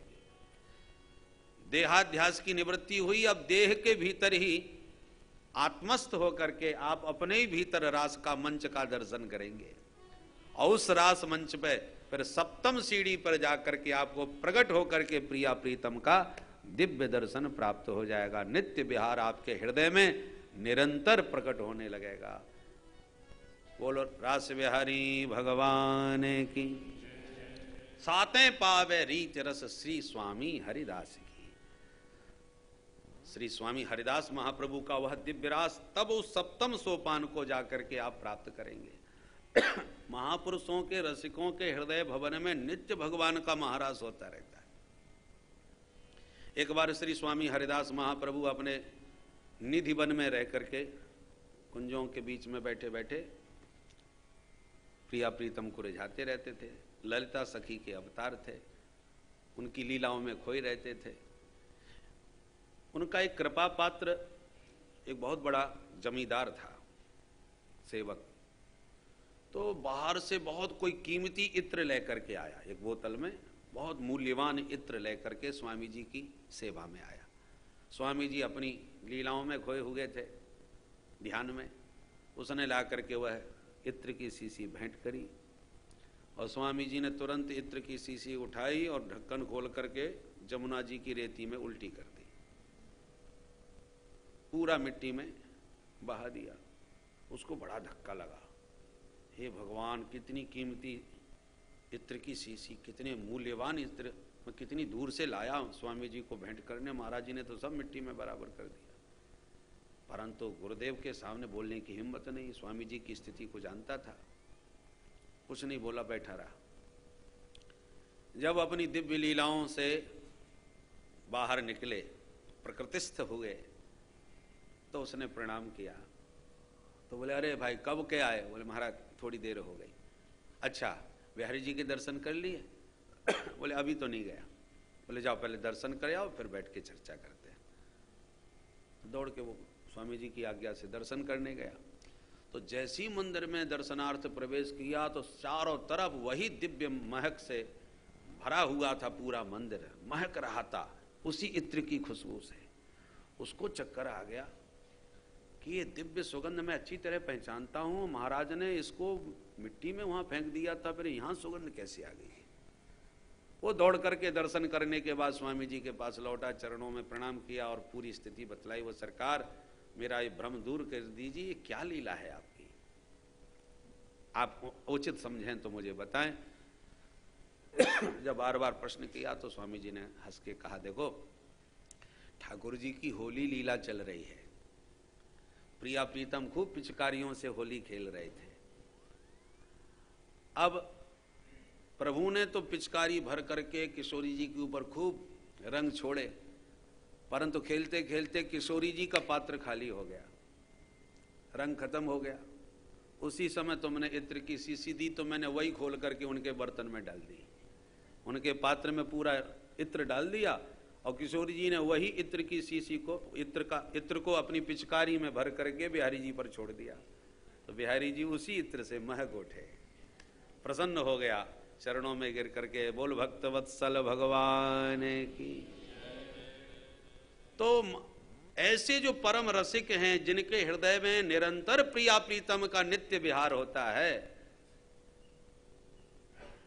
परंतु उस विहार स्थली में निरंतर डूबे रहने के लिए इन सप्त सोपानों का अतिक्रमण करके तब उसमें प्रवेश पाते हैं। तो सप्तम भूमिका की लीला है। और इसलिए गोपियों ने जब रास मंडल में प्रवेश किया तो किसी को भी देह का भान नहीं रहा। पांचे भूले देह सुध, देह की किसी को सुध नहीं है। सब दौड़ी दौड़ी भगवान के पास आई और भगवान ने सभी का स्वागत किया। एक गोपी जब चलने लगी तो उसके पति ने उसको देख लिया, तो डांट के बोला, कहाँ जा रही हो बंठन के, चलो भीतर। पकड़ के कमरे में बंद कर दिया, ऊपर से कुंदी और मार दी बाहर से। अब वो बेचारी अत्यंत व्याकुल हो गई। अब उसके मन में इतना दुस्सह ताप हुआ कि अरे राम राम, 1 वर्ष की प्रबल प्रतीक्षा के बाद वो शरद पूर्णिमा की रात आई और आज सभी सखियां मेरी जा रही हैं, मैं अभागिन यहां बंद होकर के रह गई। जब बहुत प्रयास करने पर भी नहीं निकल सकी वो कक्ष से, तो फिर कमरे में ही पद्मासन लगा के बैठ गई और आंख बंद करके भगवान का ध्यान करने लगी। तो भगवान से न मिलने का जो उसके भीतर बिरहानल जला, वो बिरह की ज्वाला का ताप इतना तीव्र था कि अनंतानंत ब्रह्मांडों के, अनंतानंत जीवों के, अनंतानंत जन्मों के, अनंतानंत जो पाप पुंज हैं, वो समस्त पाप पुंज प्रकट होकर के आपस में बोले कि हम सभी पाप मिलकर के किसी जीव को इतना ताप देना चाहें तो नहीं दे सकते जो भगवान की वियोगजन्य विरह संताप में इस ब्रजबाला को प्राप्त हो रहा है। दुस्सह प्रेष्ट विरह तीव्रताप धुता शुवा, ध्यान प्राप्ताच्युताश्लेष निर्वृत्या क्षीण मंगला। सुखदेव बाबा कहते हैं कि भगवान के विरहजन्य संताप में जल उठी वह ब्रजबाला, और इतना ताप हुआ कि सारे पाप भी कांप गए उसके ताप को देखकर। किंतु जब उसने आंख बंद करके ध्यान लगाया, ध्यान में गोविंद का दिव्य दर्शन प्राप्त हुआ, तो हृदय में जो मनोमयी मूर्ति का दर्शन हुआ, भगवान की झांकी का दर्शन हुआ, तो उसी झांकी का आश्लेष करने लगी।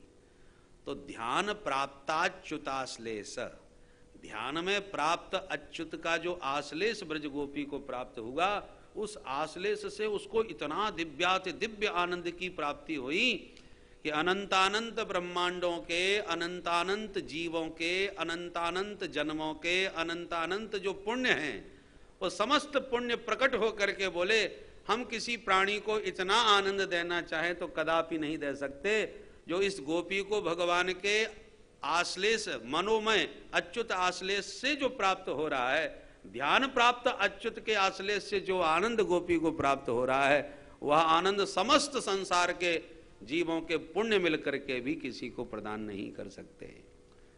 तो जीव के शुभाशुभ जब तक समाप्त नहीं होंगे तब तक शरीर नहीं छूट सकता। तो विरह ताप में सारे अशुभ भस्म हो गए और ध्यान प्राप्त अच्युत आश्लेष के आनंद में सारे सुकृत समाप्त हो गए। तो शुभाशुभ दोनों समाप्त हो गए ब्रज गोपी के। तो जहुर गुणमयम देहम सद्य प्रक्षीण बंधना, तो त्रिगुणात्मक जो उसका देह था वो भी गोपी ने तुरंत त्याग दिया और देह त्याग करके दिव्य देह से भगवान के पास दौड़ करके रास मंडल में वह ब्रज वनिता पहुंच गई। सुन करके तो चक्कर खा गए परीक्षित, भौचक के रह गए। बोले महाराज एक बात कहूं। क्या? बोले एक बात बताओ, गोपियां केवल नंद का छोरा समझ करके प्रेम करती थीं कन्हैया से, ब्रह्म मान करके तो प्रेम नहीं करती थी। तो इन्हें गोबर थापने वाली, गैया दोहने वाली इन निरक्षर गोपियों को इतनी ऊंची स्थिति प्राप्त हो गई कि देह त्याग करके दिव्य देह से भगवान के पास पहुंच गई। कृष्णम विदुः परम कांतम न तो ब्रह्मतया मुने गुण प्रवाहो परमस्तासाम गुण धियाम कथम। गोपियों का ये त्रिगुणात्मक प्रवाह भी छूट गया और दिव्य देह से भगवान को प्राप्त किया गोपियों ने। उस गोपी ने कृष्णम विदुः परम कांतम, अपना प्रियतम मान करके वो प्यार करती है, न तो ब्रह्मतया, ब्रह्म नहीं मानती। फिर इनकी इतनी ऊंची स्थिति कैसे हो गई? परीक्षित ने पहला प्रश्न किया सो जवाब दे दिया, और दूसरा प्रश्न किया तो रासलीला बंद ही कर दी, क्योंकि प्रश्नोत्तर से परे की लीला है ये। भगवान के दिव्य महारास में प्रवेश कब होगा? जब ये उथल पुथल क्यों का चक्कर सब खत्म हो जाए। इसलिए व्यासो वेत्ति सुको वेत्ति राजा वेत्ति न वेत्तवा तत्सर्वम श्रीधरो वेत्ति श्री नृसिंह प्रसादतः। नृसिंह भगवान की कृपा से श्रीधर स्वामी जी ने जो रहस्य समझा, तो राजा के बारे में तो कहते हैं राजा वेत्ति न वेत्ति वा, राजा समझे कि नहीं समझे पता नहीं, परंतु व्यास जी ने जिस रहस्य को समझा, सुखदेव जी ने जो समझा, वो रहस्य श्रीधर स्वामी पाद ने समझा नृसिंह भगवान की कृपा से। और श्रीधर स्वामी पाद रास पंचाध्यायी के मंगलाचरण में कहते हैं कि रासलीला भगवान कर क्यों रहे हैं? बोले ब्रह्मादि जय संरूढ़ दर्प कंदर्प दर्प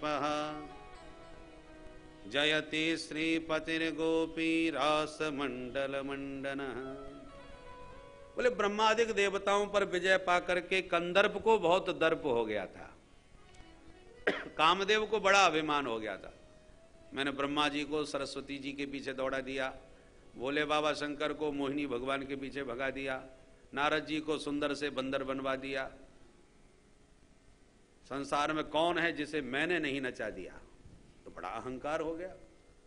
तो भगवान से आके बोला, प्रभु आपका नाम बड़ा योगेश्वरों के रूप में लोग नाम लेते हैं, चलो हमारी तुम्हारी हो जाए। तो भगवान बोले अच्छा हमसे लड़ोगे? कौन सा युद्ध पसंद करते हो, किले का या मैदान का?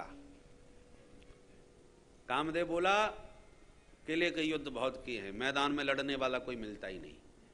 भगवान बोले तो हम तेरे से मैदान का युद्ध करेंगे। किले का युद्ध तो यह है कि लगा समाधि बैठ गए, और फिर भी कामदेव ने अपने प्रभाव से आपके अंतर्मुख वृत्तियों को बहिर्मुख कर दिया, भीतर से बाहर निकाल के आपको धराशायी कर दिया।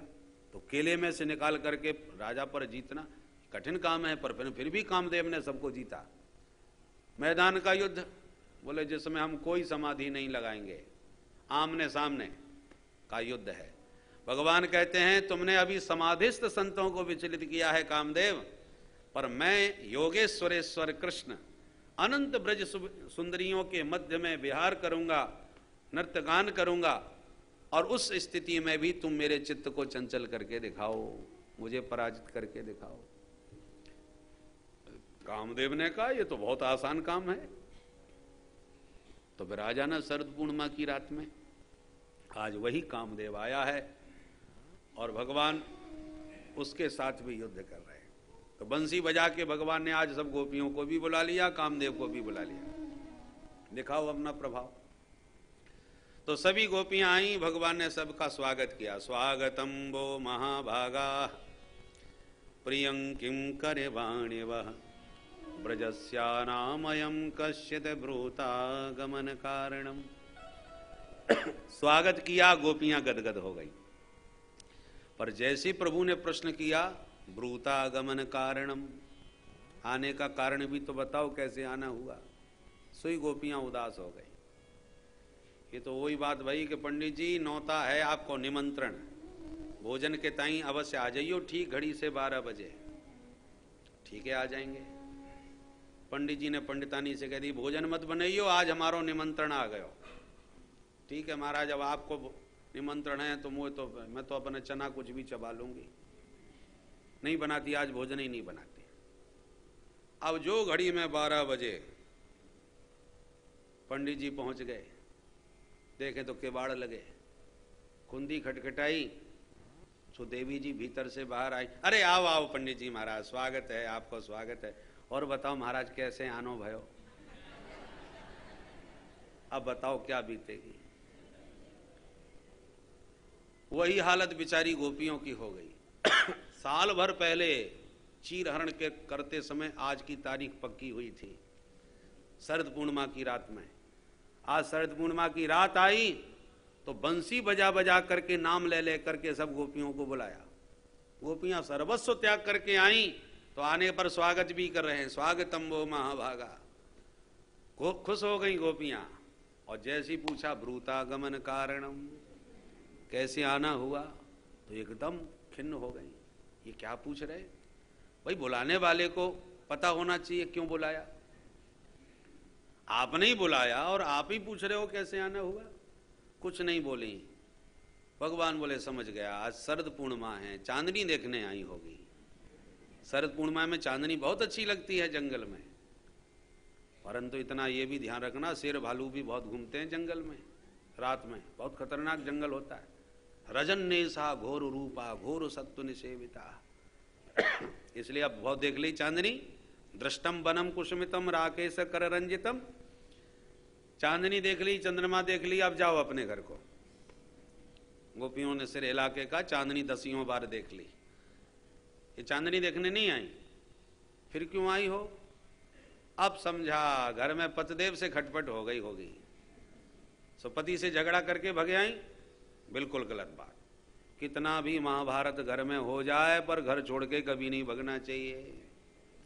पतिदेव चाहे जितने क्रोधी हों, चाहे जितने लोभी हों, चाहे कोढ़ी हों, चाहे निर्धन हों, कैसे भी हों, दुस्सीलो दुर्भगो वृद्धो जडो रोग्य धनो पिबा पतिस्त्रिभिर नहातव्यो लोकेप्सुभिर पातकी। पातिव्रत धर्म का प्रवचन देने लगे प्रभु। पतिव्रताओं का धर्म है, कैसी भी स्थिति में पति का परित्याग नहीं करना चाहिए, इसलिए जाओ अपने अपने पति की सेवा करो। गोपियों ने सिर हिला के कहा महाराज हम किसी से कोई लड़ाई झगड़ा करके नहीं आई, ये व्यर्थ में आप प्रवचन क्यों सुना रहे हो? भगवान बोले तो फिर क्यों आई हो? अब गोपियां तो मौन खड़ी हैं, भगवान ही प्रश्नोत्तर किए जा रहे। अब समझा मुझसे बहुत प्रेम करती हो इसलिए मुझसे मिलने चली आई, कोई बात नहीं, परंतु ये तरीका ठीक नहीं है। अरे प्रेम है तो घर में ही बैठ के प्रेम करो, इसके लिए यहाँ आने की क्या जरूरत है? कोई देखेगा सुनेगा तो तुम्हारी कितनी अपकीर्ति होगी। अपनी लोक लाज का कुछ ख्याल है तुम्हें? बदनामी हो जाएगी। अस्वर्गम अयशस्कम च फलगो कृच्छ्रम भयावहम। चारों तरफ अपकीर्ति होगी। तुम कुलीन स्त्री हो, इसलिए अपने कुल खानदान की मर्यादा का ध्यान रखो। और प्रत्यात ततो ग्रहान, इसलिए मेरी बात मानो, सब अपने अपने घर लौट जाओ। सुखदेव बाबा कहते हैं इति विप्रिय मां कर्ण्य गोप्य गोविंद भाषितम। गोविंद के इन कड़वे वचनों को, कटु वचनों को सुन करके, अप्रिय वचनों को सुन करके गोपियों का तो सारे मनोरथों पर पानी फिर गया। भग्न संकल्पा चिंता महापुरुदुरत्ययाम। चिंता में बेचारी गोपियां लंबी लंबी सांसें लेने लगीं, नीचे को सिर झुका करके पैर के अंगूठे से धरती को कुरेंदने लगीं। खड़ी खड़ी कृत्वा मुखान्यवसुचा स्वसनेन सुस्यद बिंबाधराणि चरणेन भुवम लिखन्त्यः। खड़ी खड़ी चरण के अंगुष्ठ से धरती को कुरेदती जा रही हैं, लंबी लंबी सांसें ले रही हैं। बड़ा शोक हुआ। अंत में गोपियां बोली सकी इनको जवाब देना पड़ेगा, नहीं खड़े खड़े ये हमको ऐसी प्रवचन सुनाते रहेंगे। तब गोपियों ने मिलकर के एक बहुत सुंदर गीत गा करके गोविंद को जवाब दिया। इस गीत को प्रणय गीत कहते हैं। गोपियों के 5 गीत हैं भागवत में। वेणु गीत जिसमें बंसी का वैशिष्ट्य है, और ये प्रणय गीत जिसमें प्रेम की प्रार्थना प्रभु से कर रही हैं, प्रेम की याचना कर रही हैं।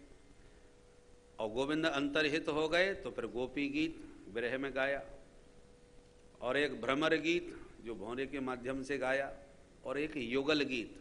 गोविंद के जब गौचारण करने चले जाते हैं वन में तो दिन भर बातें करके जो चर्चा करती हैं, तो 2-2 गोपियों का संवाद इस गीत में है, इसलिए इसका नाम युगल गीत है। तो ऐसे 5 गीत है गोपियों के।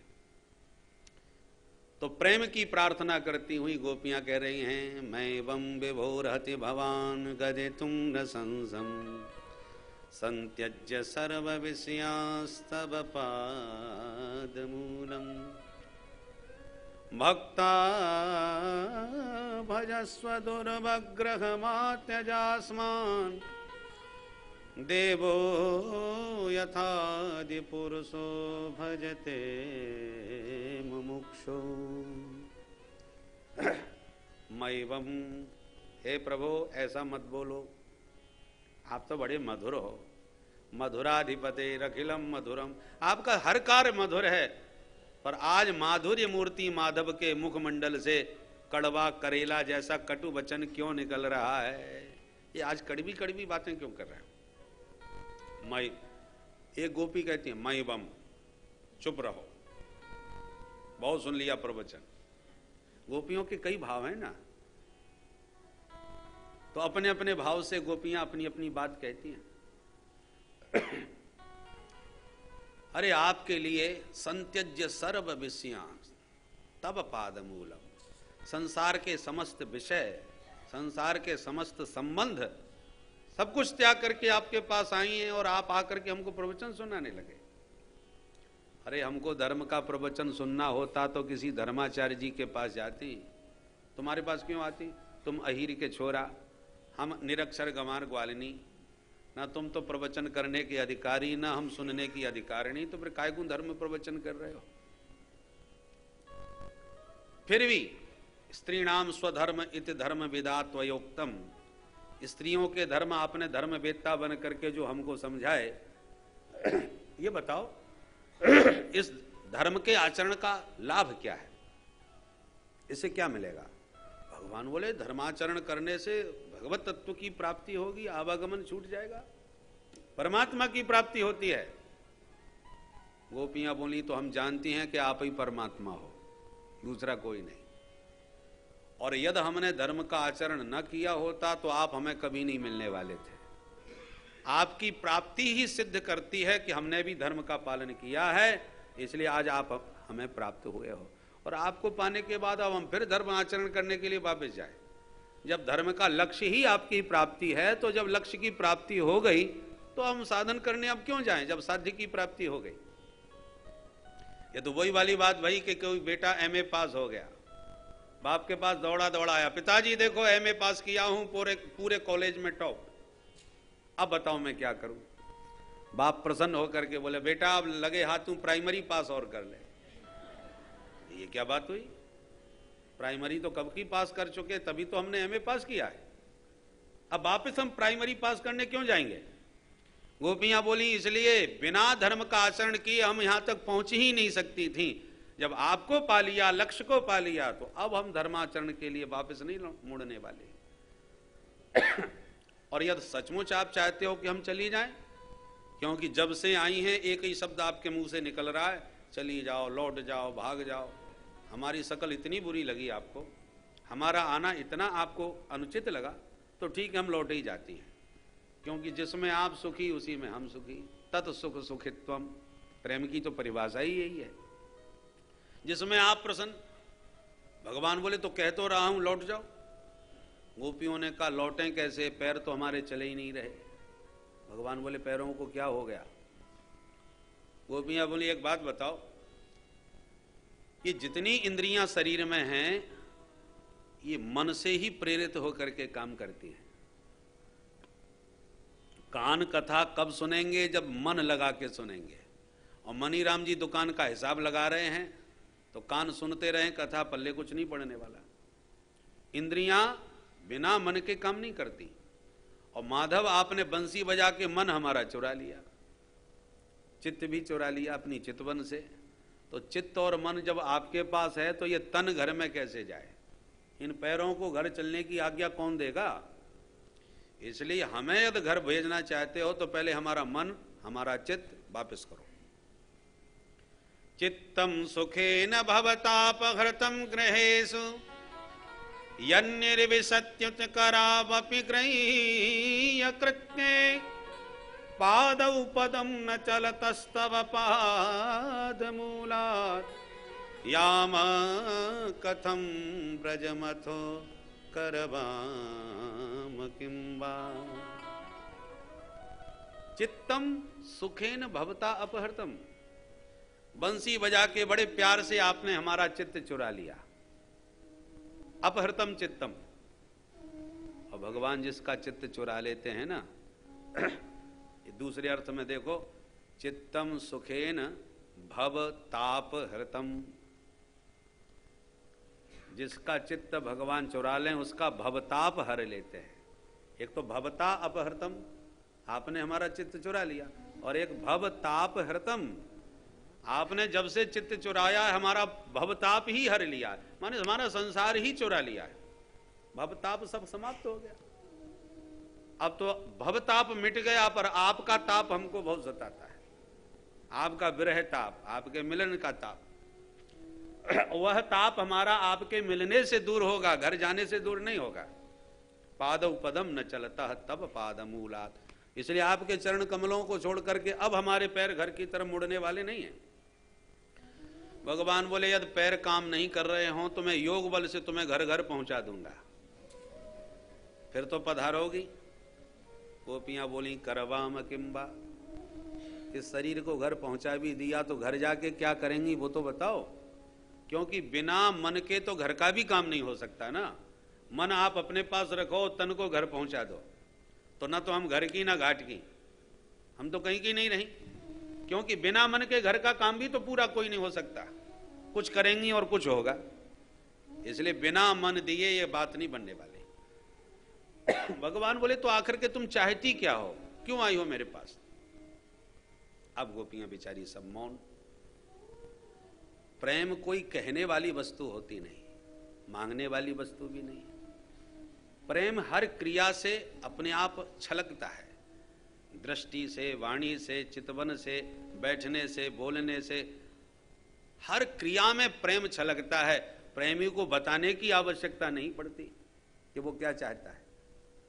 अब प्रभु को लगा गोपियां गोपनशीला हैं, अपने प्रेम को बड़ा ही गुप्त रखती हैं अपने भीतर, कभी प्रकट नहीं किया अपनी वाणी से। आज मैं कुछ भी करके इनके गुप्त प्रेम को इनकी वाणी से प्रकट करवा के ही रहूंगा, इसलिए ये विपरीत व्यवहार चल रहा है। अहेरेव गति प्रेमण स्वभाव कुटिला भवेत, प्रेम की गति सर्प की चाल की तरह होती है।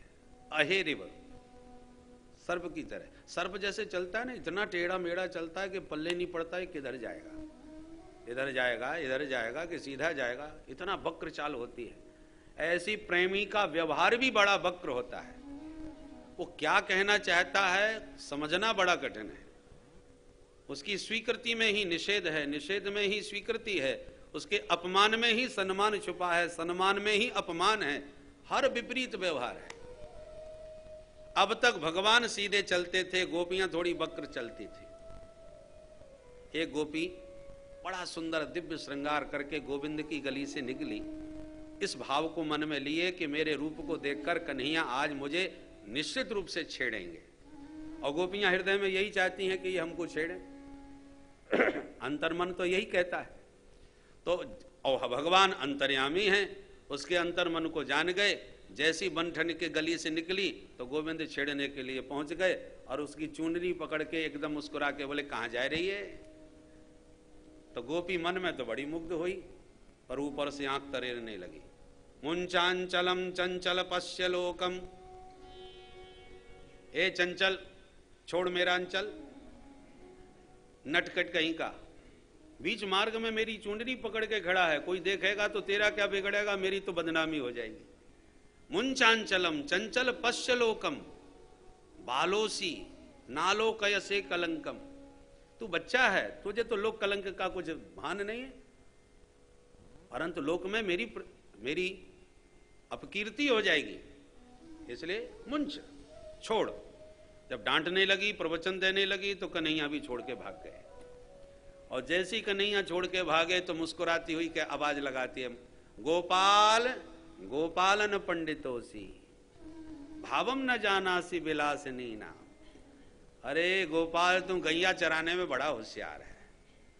गोपालन पंडितोसी, तू केवल गैया चराने में ही बुद्धिमान है, गैया चराना ही तेरे को आता है और कुछ नहीं। भावम न जानासी, हमारे भावों को तू नहीं समझता। थोड़ा मैंने कहा हो, तू छोड़ के भग लिया।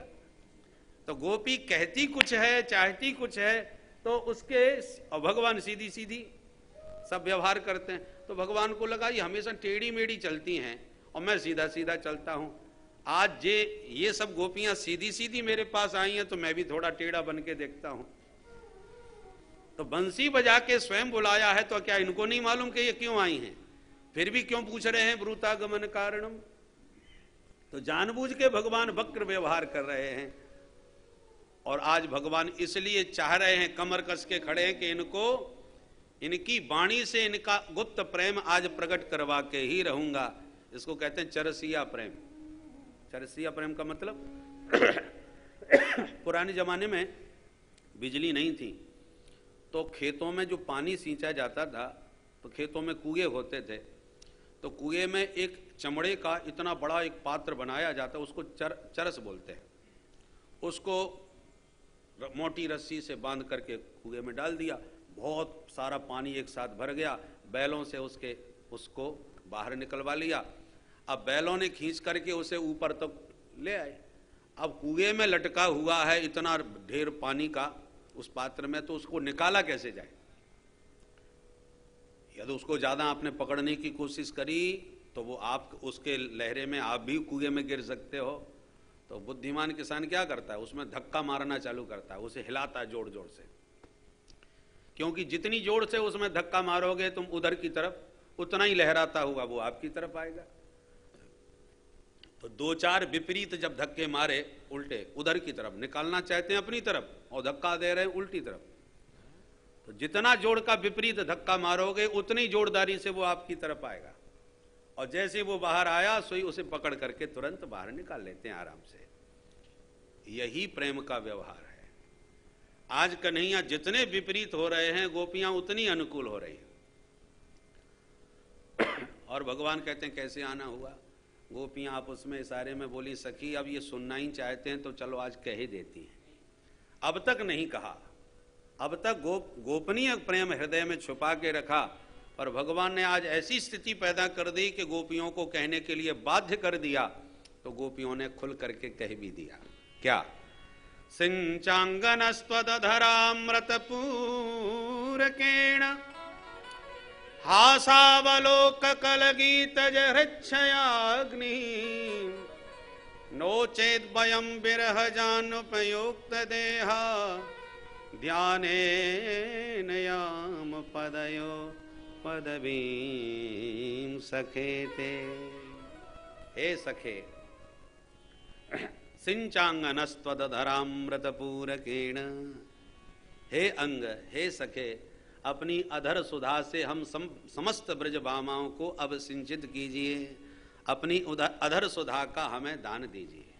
सिंचांगनस्त्वदधरामृतपूरकेण, क्यों? भगवान बोले इसकी पात्रता तुम में है। गोपियों ने कहा वो हमको नहीं मालूम, पर इतना हम जानते हैं कि घर में आग आपने लगाई है तो आपको ही बुझानी पड़ेगी, नहीं तो किसी के घर में आग लगाने का पाप लगेगा आपको। हृच्छय अग्नि, हमारे हृदय में जो अग्नि थी, हृच्छय अग्नि, हृच्छय नाम कामदेव का है। हृदय सेते हृच्छय तम हृच्छयम, जो सबके हृदय में शयन करता है। काम सबके हृदय में सोता रहता है, जगाने पर जागता है। तो गोपियां बोली, हम भी गृह कार्यों में व्यस्त थी, हमारा काम, हमारी अग्नि सोई हुई थी, पर आपने अपनी बंसी के स्वरों से उस अग्नि को भड़का दिया, जागृत कर दिया। पुराने जमाने में माताएं चूल्हा जलाती थी, तो चूल्हे की आग जब बुझने लगती थी तो एक पोली, फूंकनी उसको बोलते हैं, उसमें जब फूंक मार देते हैं तो वो सुसुप्त अग्नि जागृत होने लगती है। चूल्हे की बुझी हुई आग जागृत हो जाती थी फूंकनी से, फूंकने पर।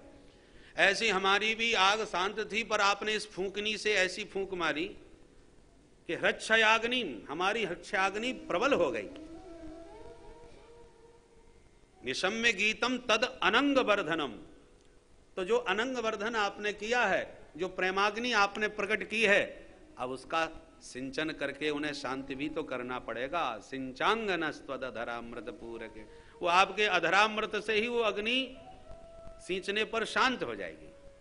भाई पानी से आग जल्दी नहीं बुझती, एक स्पेशल होता है ना गैस सिलेंडर जैसा, उसका स्प्रे करते ही तुरंत शांत हो जाती है, जल्दी शांत होती है। ऐसी जो हृच्छाग्नि है ये जल से शीतल होने वाली नहीं है। त्वद अधरामृत पूरकेण सिंच, आपकी अधर अमृत की जब बरसात होगी उस सिंचन से ही यह समन होगी, शांत होगी। और कहीं आपने हमारा मनोरथ पूर्ण नहीं किया तो नोचेत वयम विरह जान्युपयुक्त देहा, जो भीतर की आग लगी है हृच्छाग्नि, वो बाहर से विरहाग्नि बन करके और प्रबल हो जाएगी। और ऐसी स्थिति में इतनी गोपियों के वध का पाप आपको लगेगा। बोलो राधे राधे। भाई 10 रुपए का मटका भी हम लोग खरीदें तो 10 बार ठोक ठोक के देखते हैं, कहीं चटका फूटा तो नहीं है कहीं से, नहीं तो बेकार हो जाए। तो जिस हृदय में रास रस भरना चाहते हैं भगवान, उन पात्रों को भी भगवान खूब ठोक बजा करके देख रहे हैं इनमें अच्छी तरह से पूर्ण पात्रता है कि नहीं। खूब गोपियां हर परीक्षा में उत्तीर्ण होती जा रही हैं। और इस प्रकार से जब समस्त परीक्षाओं में उत्तीर्ण हुई ब्रज गोपियां तो प्रहस्य सदयम गोपीरात्मा रामोप्यरीरमत, प्रसन्न चित्त होकर के भगवान उन समस्त गोपियों के साथ रास विहार करने लगे। भगवान का महारास प्रारंभ हो गया। अभी रासलीला के तो एक एक पद में इतना आनंद है कि रास पंचाध्यायी अपने आप में परिपूर्ण एक विषय है, और सप्ताह की शताब्दी में इसमें सफर करना जरा कठिन है। इसलिए आइए भगवान के साथ हम भी सम्मिलित हो जाएं, क्योंकि समय अतिक्रमण हो गया। भगवान ब्रजबामाओं के साथ जैसी विहार प्रारंभ किए कि कामदेव ने अपने बाण चलाने प्रारंभ किए। वशीकरण, उच्चाटन, मोहन, स्तंभन, उद्दीपन, पंच सायक, पांचों बाण चला दिए कामदेव ने अपनी पूरी शक्ति के साथ, परंतु भगवान के चित्त में किंचित भी कोई चंचलता पैदा नहीं कर सका।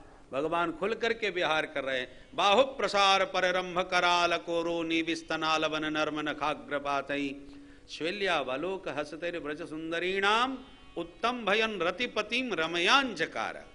रतिपतिम उत ऊर्धम स्तंभयन, काम को भगवान ने ऊर्ध स्तंभित करते हुए ब्रजबामाओं के साथ विहार किया। चरणों में गिर के कामदेव लज्जित होकर के पराजय स्वीकार करके गिरा और भगवान को अपना बाप मान लिया कि आप ही मेरे पिताजी हो, बाकी तो सबको मैंने नचा दिया। वही कामदेव भगवान का बेटा बन के द्वारका में प्रद्युम्न के नाम से पैदा हुआ। प्रद्युम्न जी जो भगवान के ज्येष्ठ पुत्र हैं, कामदेव के ही अवतार हैं। भगवान को अपना पिता मान के भगवान को अच्युत नाम दिया। सभी को मैंने च्युत किया, पर आप अच्युत हैं। न च्यवती स्वरूपात् इति अच्युतः, आप अपने स्वरूप से एक क्षण को भी विचलित नहीं हुए। तो काम का काम तमाम कर दिया कन्हैया ने, और उसका सारा अहंकार आज चूर चूर कर दिया। और समस्त ब्रज गोपियों के साथ भगवान विहार कर रहे हैं। शेष विहार की चर्चा अब भगवान को थोड़ा दिन भर विहार करने दीजिए। वैसे तो रात्रि में विहार हुआ था, परंतु बाकी की चर्चा अब रासलीला में हुआ क्या, कैसे हुआ, उसकी भी चर्चा थोड़ी सी करेंगे। और भगवान ने चाहा तो सायंकाल के सत्र में भगवान का विवाह भी संपन्न करेंगे। बोल रास बिहारी भगवान की, भक्त वत्सल भगवान की जय जय श्री राम। सुंदर एक भजन के साथ वाणी को विराम देना।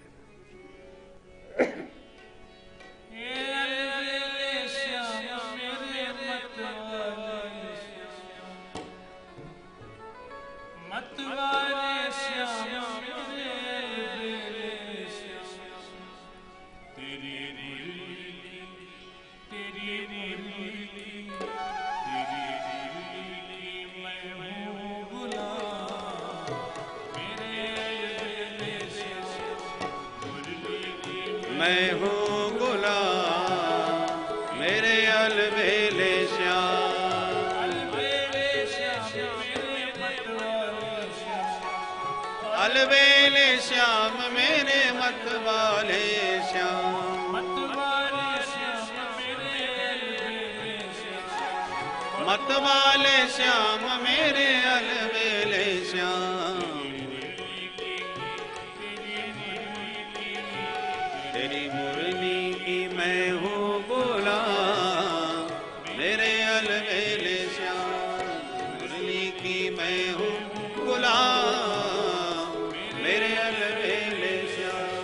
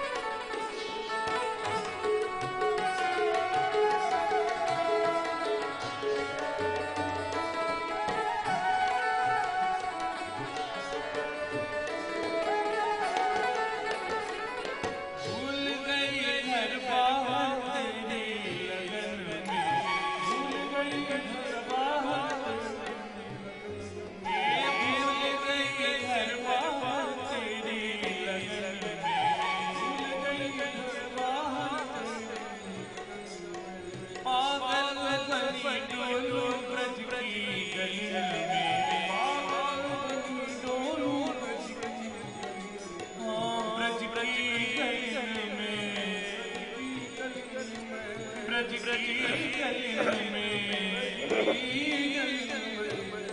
मेरे सांसों की मेरे सांसों की माला तेरे नाम मेरे अलबेले सांसों की माला तेरे नाम मेरे अलबेले श्याम मेरे मतवाले अलबेले श्याम मेरे मतवाले